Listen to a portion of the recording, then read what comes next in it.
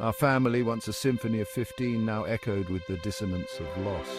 Grandfather was gone.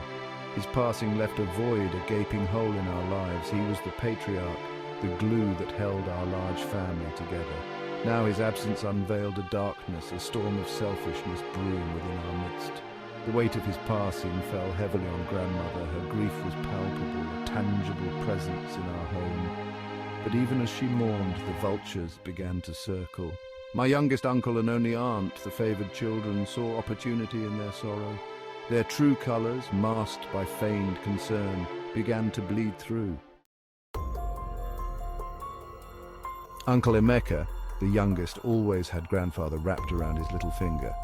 He was the baby, doted on and excused from responsibility. Now he saw an opening to claim grandfather's assets, his inheritance. He began pressuring grandmother, whispering in her ear about securing his future, about protecting what was rightfully his. Aunt Ada, the only daughter, was no different. She believed her position as the only girl entitled her to special treatment, to a larger share. Her visits to grandmother were filled with veiled threats and guilt trips. She reminded grandmother of her duty to her only daughter, to ensure she was taken care of above all else.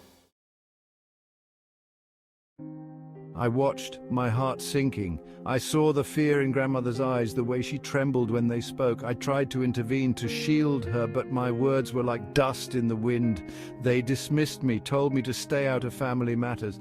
I had spent the last few months of grandfather's illness by his side.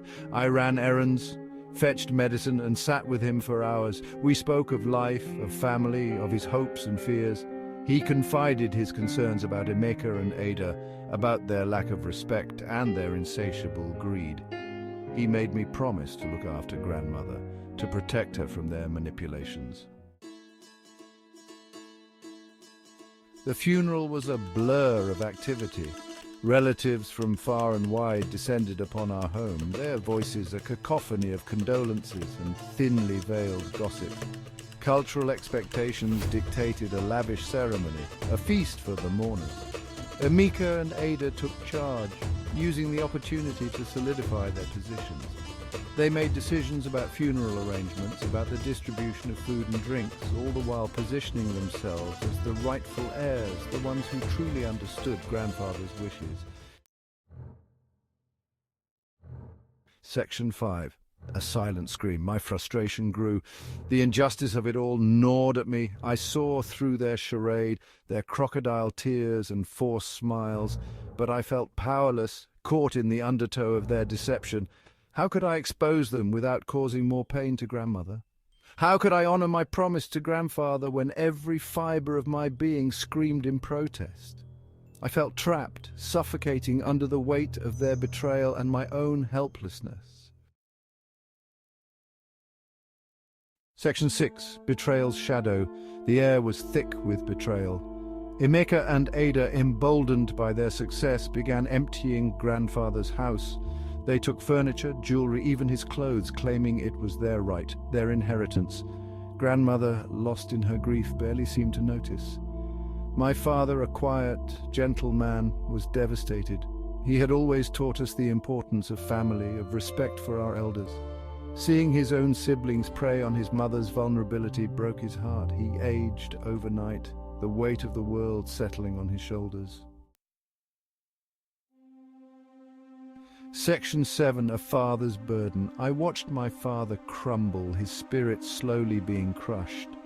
He tried to reason with his siblings, to appeal to their sense of decency, but his pleas fell on deaf ears. They mocked him, called him weak and sentimental. They reminded him that this was a dog-eat-dog world, and only the strong survived. My heart ached for him. He didn't deserve this. He had always been a good son, a loving brother, and now he was being punished for his kindness, his loyalty. The injustice of it all was unbearable. Section 8. The weight of truth. I knew I had to do something. I couldn't stand by and watch my family disintegrate, watch my father be destroyed by the greed of his own siblings. But what could I do? I was young, inexperienced. I didn't understand the intricacies of inheritance law, the complexities of cultural expectations. I thought about going to the elders about asking for their intervention, but I knew that family matters were considered private to be resolved within the family unit. Going outside for help was seen as a betrayal, a sign of disrespect. Section 9. A grandmother's tears. One night I found grandmother crying softly in her room. She looked so small, so fragile, like a bird with a broken wing. I sat with her, holding her hand, listening to her quiet sobs. "They don't care about me," she whispered, her voice trembling. "They only care about what they can take." Her words were a knife to my heart, confirming my worst fears. Section 10. Where do I turn? I felt so lost, so alone. My family, once my anchor, my safe haven, had become a battleground. The people I thought I could trust had shown their true colors, and the reflection was horrifying. I needed guidance, wisdom beyond my years. I needed to know how to navigate this treacherous terrain, how to protect the innocent, how to salvage what remained of my family. Section 11. A plea for guidance. How do I deal with the pain of betrayal? How do I support my father who is drowning in sorrow? How do I protect my grandmother from the vultures circling overhead? I am but one person caught in a storm of greed and deceit. I need your advice, your wisdom. Tell me, how do I pick up the pieces of my shattered family and begin to rebuild?